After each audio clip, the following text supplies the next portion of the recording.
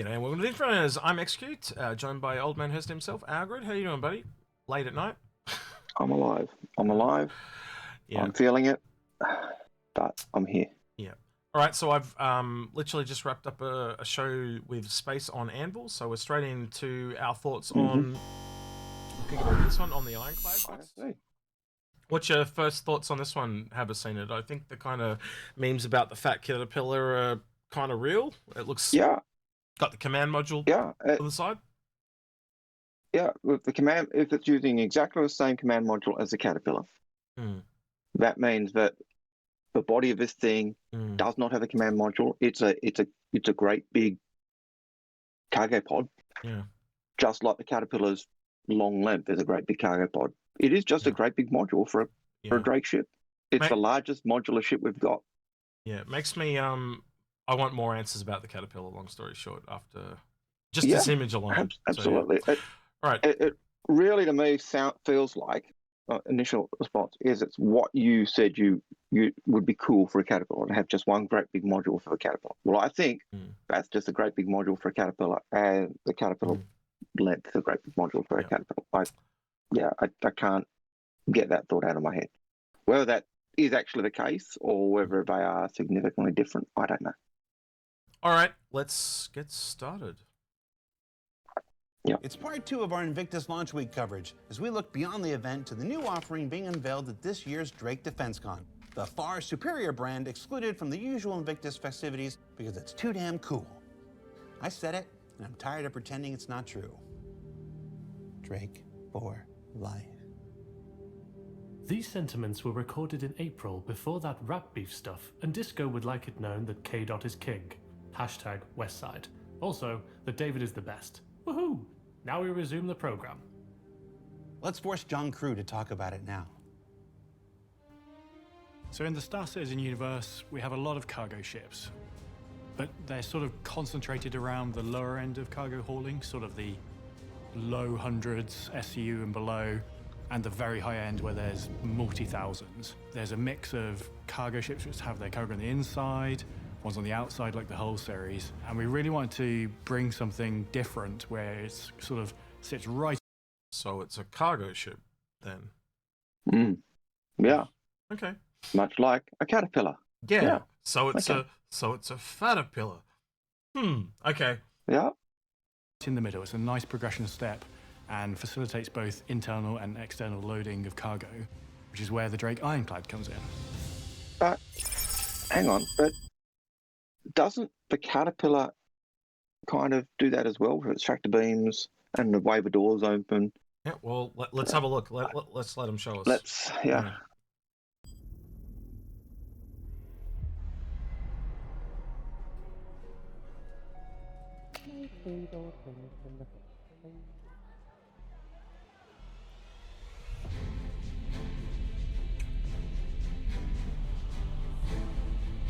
So the Drake Ironclad is the kind of next step up for Drake cargo ships. It kind of builds on what the Caterpillar brings, but in a much larger form. The Drake Ironclad is a 6-person multi-crew armored freighter. A large proportion of the ship is dedicated to the cargo bay at the front of it, which has both a front ramp for loading and unloading cargo and small vehicles on the ground, as well as a retractable roof for doing that in space with EVA as well. Little tight entrances to cargo ships doesn't necessarily lend itself to when you're out in deep space and you're trying to quickly move some cargo from one person's ship into your ship. Really, you want as much kind of access to be able to do that as you possibly can. So by having this kind of much larger opening on top of the ship, it allows us to kind of bring cargo in much easier. So its role being a sort of armored freighter comes from 2 distinct ways. One, the cargo itself is more protected. It's within the cargo bay that has the armored roof section that covers it. So unlike, say, a Hull C where the cargo's on the outside. Just initially, my thoughts go to piracy. Like the ability, like you take over a ship, this thing just flies underneath the other ship, and you just dump all the shit into it. And the game I'm thinking of is there's that salvage game. Hard shipbreak or whatever, and you had to dump all the stuff down onto that screen thing below. It's the same thing. You just dump it into this instead. even more than that, you just open up the top and swallow the fighters, a bit like the old James Bond movie, you know. Yeah, I guess, and you could break it and salvage swallow the fighters, close them off, and then break it up later. Yeah. It really does just scream, like, even the Caterpillar had the ease of loading with its tractor beams and its doors and everything else. So far, I haven't seen, apart from the size that they're saying, it's no different. You know, and the only difference is the Caterpillar's got its individual compartments. This is just one, looks like one massive, great big compartment. Yeah. It just treads a lot on the Caterpillar. That's my initial thoughts, but yeah, we'll keep going. Well, we saw a Mark 1, you know, going to the Mark 2. Yeah. Is this a Mark 1 Caterpillar going to a Mark 2 Caterpillar? I think you've got that on the brain. Let's keep going. You can load it from the outside, but then protect it with the Ironclad. Is also more heavily armored than the Caterpillar, so it kind of gives a little bit more security to your kind of precious cargo.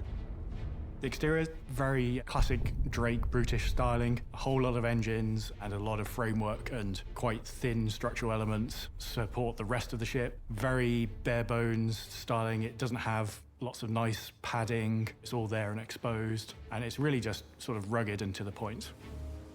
So the Ironclad is really 3 distinct areas. You have all the accommodation in the rear sort of third of the ship. The front 2/3 is really just this cargo bay with the front entrance and the retractable roof. And then you have the command module, which has seats for the crew, plus a few little jump seats for everyone else. Command module is there to steer the ship when it's attached, and the command module serves as the escape pod as well. The only time you really want to detach it is in an emergency. It's not designed to be your sort of primary ship flying around. It kind of gives you a little bit of a get-out-of-jail-free card. If you're transporting stuff that is quite valuable, quite sought after in maybe some of our less desirable systems, what it allows you to do is kind of have a little bit of security. So if you're getting attacked or you're getting yourself into trouble, if you want to save yourself, you can kind of jettison your cargo and try and get out of Dodge and kind of get out to safety. And I think that's like a really important thing as we get closer to Death of a Spaceman. With some of the recent tech that's come online, this brought us one step closer to implementing command modules properly. So not only will you see this detachable command module feature on the Ironclad, but as well it will happen on the Caterpillar. Interior-wise, you've kind of got 2 entrances onto the ship. You can either enter via the command module, and that takes you straight into a kind of corridor section. It's kind of like, almost like a mezzanine. You can either go up to the habitation area, which is top floor of the ship, gives you like super nice views out both the kind of cargo out the front and the rear of the ship, or you can kind of come down the ship into the main habitation area. Alternatively, you can enter through the dock and collar airlock, which is on the opposite side of the ship. At the rear of the interior of the ship, we've kind of got the heart of the engines. It's the big kind of engineering. I don't know about you, Algared, but I'm seeing a lot of, like, up until this point, up until this frame, that was stuff's taken straight out of the Corsair and the Caterpillar. This all seems new, this part here. But yeah.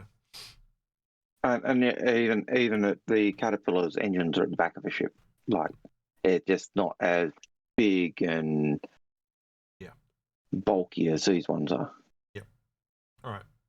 Area where we've got all of the kind of main functional components needed for moving such a large ship.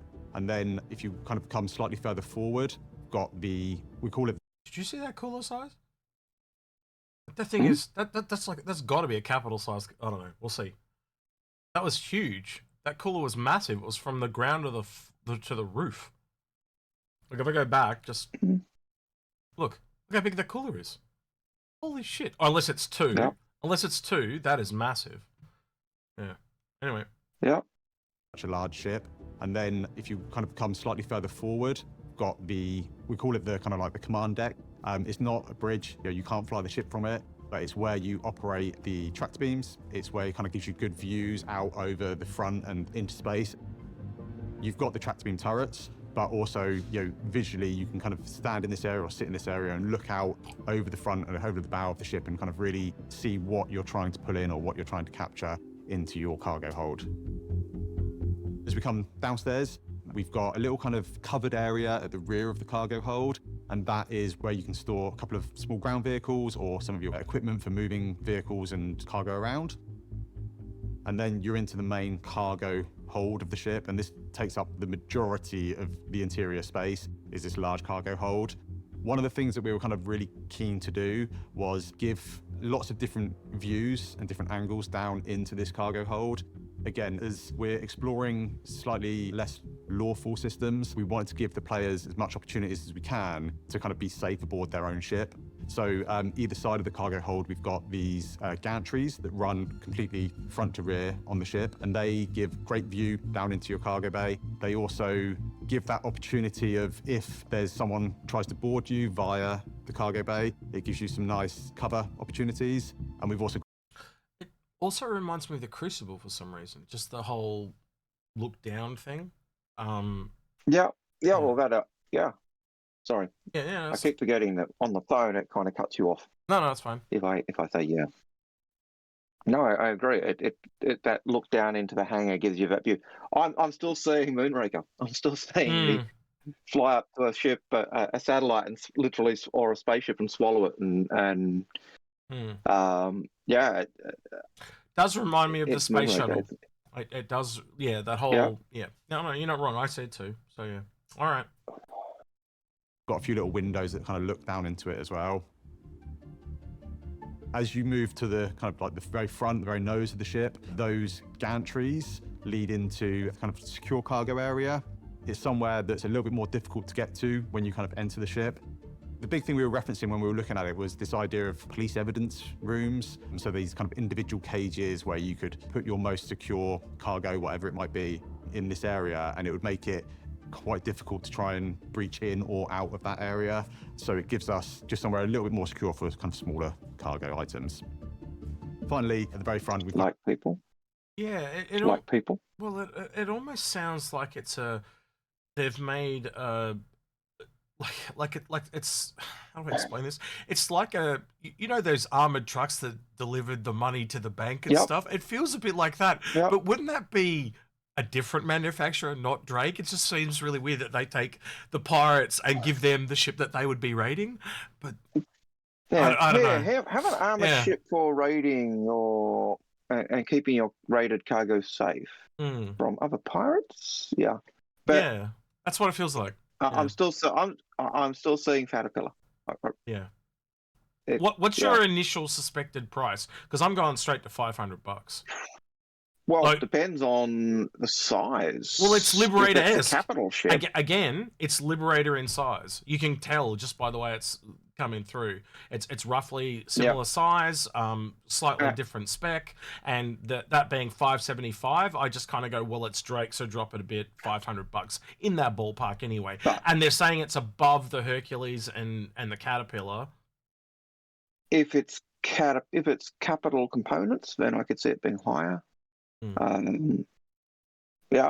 Well, I guess we're gonna have to find out whether it's is it a large or is it a capital, and I think it's probably going to be a large, just based on, but we'll see. Well, it's a bit like, I think it's a bit like the Mole. The Mole's got this massive cooler on it, but bigger than its size. But it's still it's not that size. You know, in terms of landing pad, it's not the next size up. It's we'll have to wait and see then. All right. Yeah. Access to one of the main turrets and the tractor beam turret. The biggest attraction for me with it is just the versatility of the cargo space. From a good citizen law standpoint, it is a cargo ship, but also that retractable roof and the tractor beams on board it give it some less legal opportunities for perhaps taking other people's cargo ships in space and on the ground. At the time of recording, we're also exploring a more military-themed variant of the Ironclad. It doesn't have the name yet, so we'll just call it the Drake. Ironclad Assault. Compared to the base ship, this has been developed to support ground assault operations. It has additional turrets covering... Now you cannot tell me that's not aimed at the Liberator people. That is 100% a Drake Liberator when it lands like that. They even...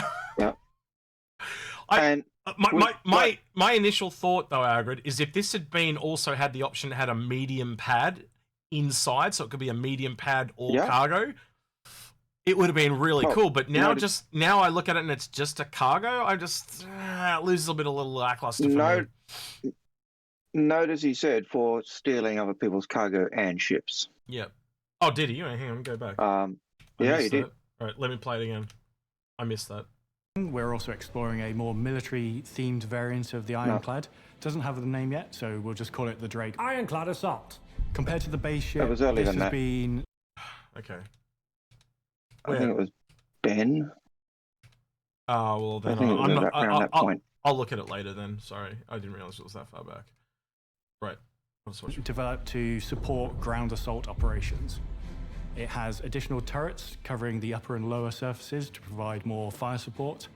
And the front section of the cargo area has been redesigned to enable our largest vehicles in game to be deployed from it, such as the tank. In addition, the cargo bay has been reduced in size to facilitate an onboard repair facility. So for those of you who want to have a journey in the cargo profession, traditionally you would start out in something, say like a hull A.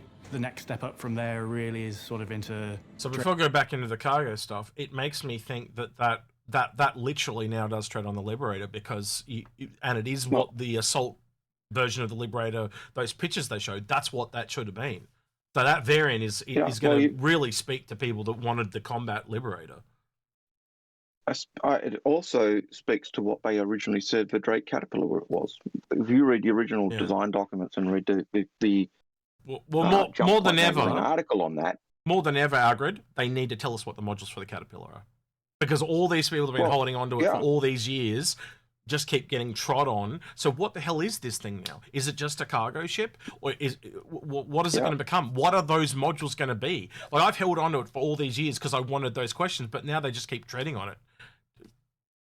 Yeah, well, and when you look at the original way they described the Caterpillar, it was described as an assault carrier, as an assault ship. Yeah. This is the assault ship. This is clearly treading on what they originally said the Caterpillar was. Yeah. And they just said also it's got repair facilities. Yeah. The assault one does, but it gives up some of the cargo. Those repair facilities to repair the bigger tanks and stuff. That's what it's for. Yeah.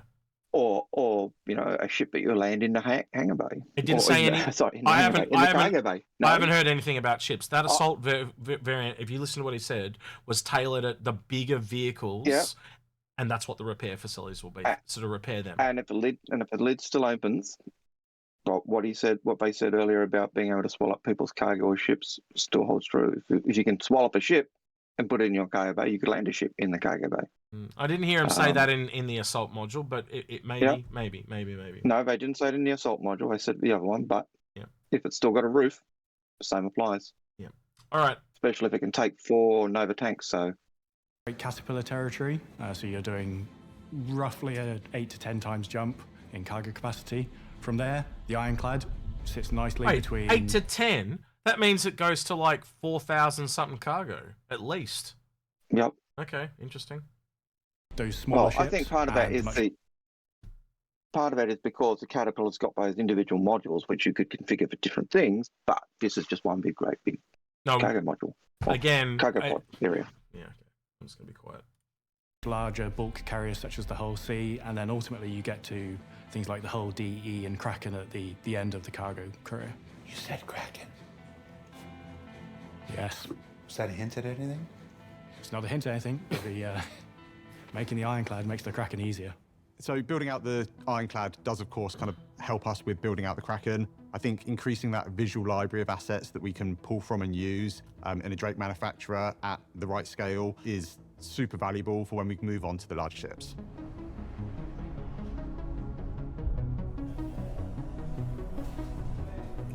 I actually am starting to think this is the Drake Corvette that they were talking about. Yeah. And they've just gone for cargo over, so maybe it's the size above the Liberator. Again, we'll have to wait and see. Mm-hmm. Yep.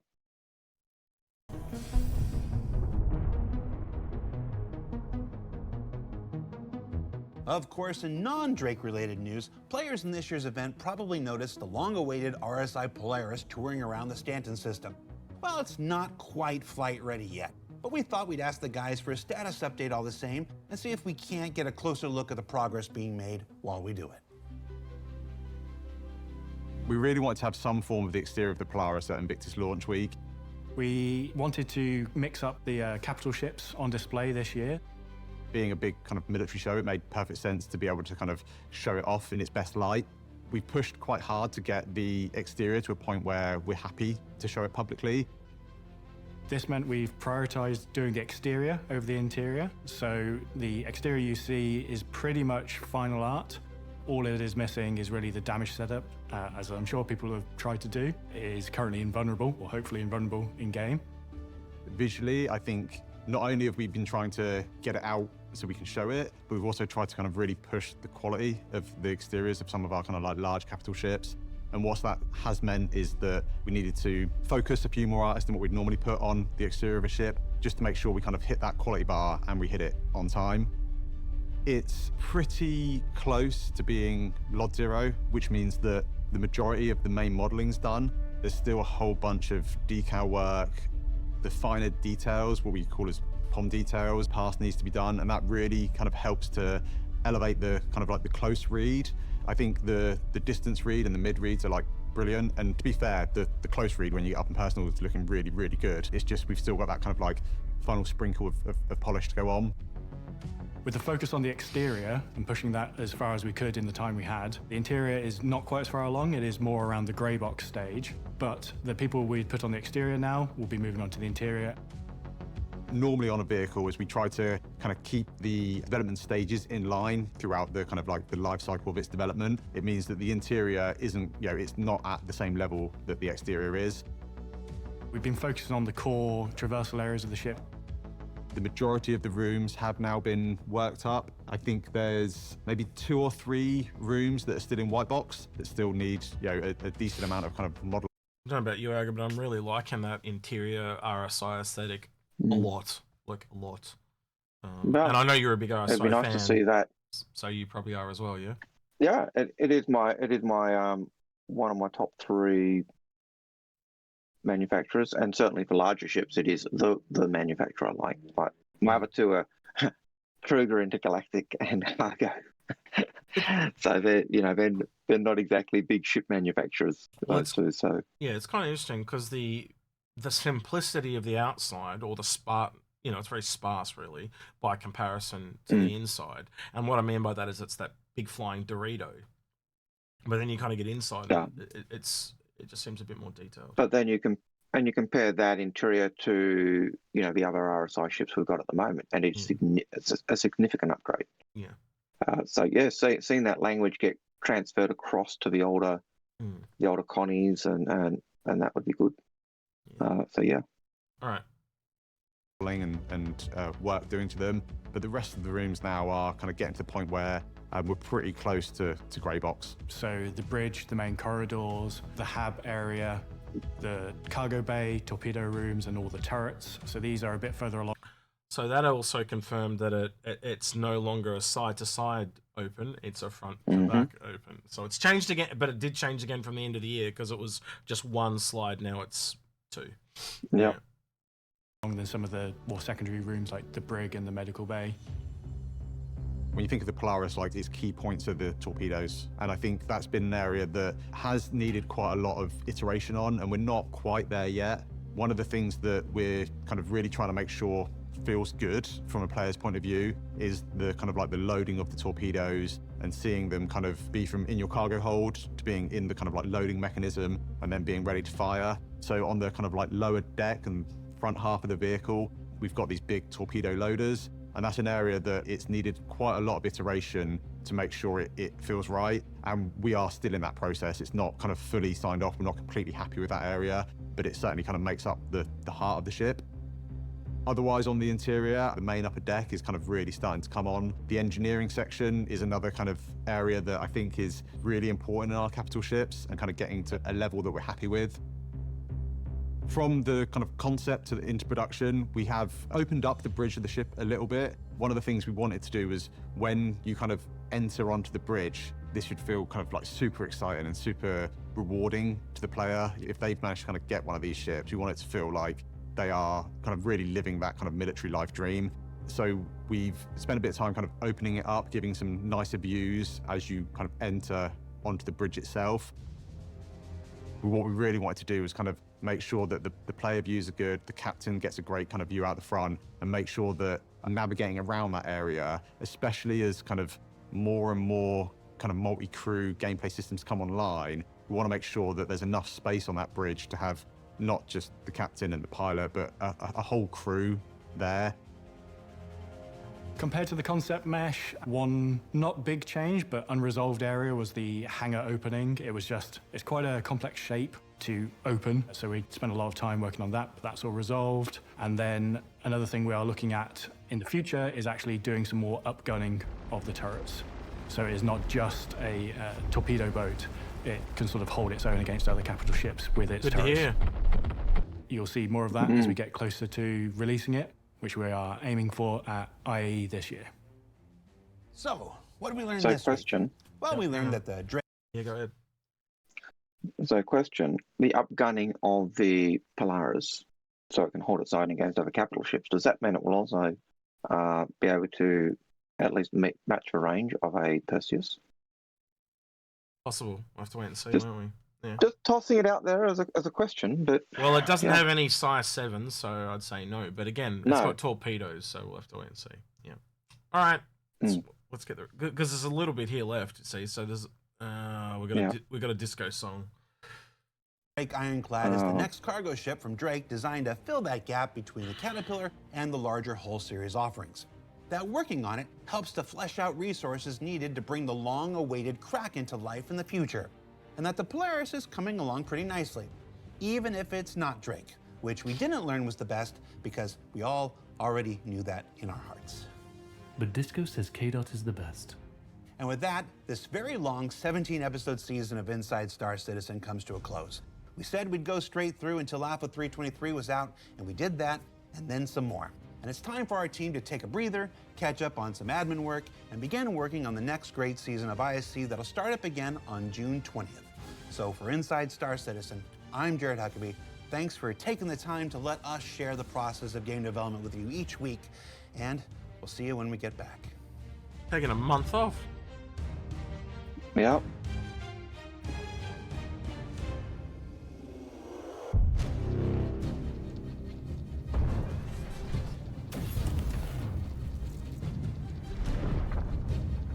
Welcome.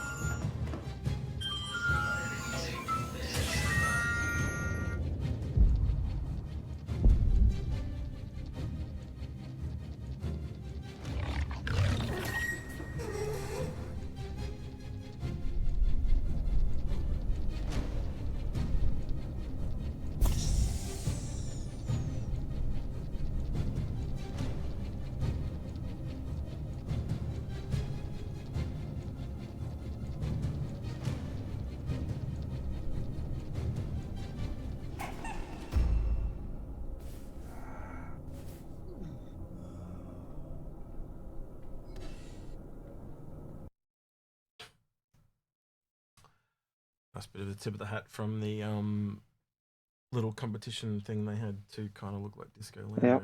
Yeah, interesting. Right, that was pretty cool. Not gonna lie, I kind of like that. I don't know. I just don't know if it's a Drake ship for me. Already having the Caterpillar, or do I upgrade from the Caterpillar to this? The questions remain eternal. Yeah. I guess we'll find out more on Drake Day in 2 days' time. But also, the assault variant. Yeah, I wonder if the assault variant's going to be for sale as well. So that could be really interesting to see where it goes. So, yeah, do you get a cargo one or do you get the kind of lander one? And I think for me, I just wish they'd had a ship variant. You know, they got a lander variant or an assault variant and the cargo variant. I really would have liked a pad variant essentially. Well, even the non-combat variant or non-lander variant still has the ramp at the front, so for easy loading and unloading. So you could still use that as a landing vehicle. The thing that got me was because of its top turrets. Again, that's a put it on a planet, fly away your cab. You've got a base because you've got this air cover. You've got a vehicle to pull your vehicles out of. You've got It's accommodation, blah blah blah. Yeah, definitely got some flexibility. We'll see where it goes. All right. Is there anything you want to hear in the comments below from people? Mine is just your initial thoughts on the Ironclad and did you like look at the Polaris essentially? I can't really think of anything else to ask other than that. What about you, Algared? Do you think the Ironclad is a great big Caterpillar module? How do you? Is it the same cab or is it a different cab they're going to give? You know, because they did. Looks the same. I heard them say it looks the same. I heard them. It does look very similar, but I heard them say, you know, it will be enables them to do the modular cabs going forward for it and the Caterpillar. So whether it's the same or whether they're talking the actual gameplay aspect of it. But to me, it looks the same. It feels the same. It feels like a Caterpillar. Yeah. What about you guys? Yeah. All right. With that, then don't forget to like, subscribe, and ring that notification bell. And thank you to everyone that went the extra mile at the end of the video in the credits. Right. He's been Algared. He's been Execute, and we're out of here. Take care. See you, citizens.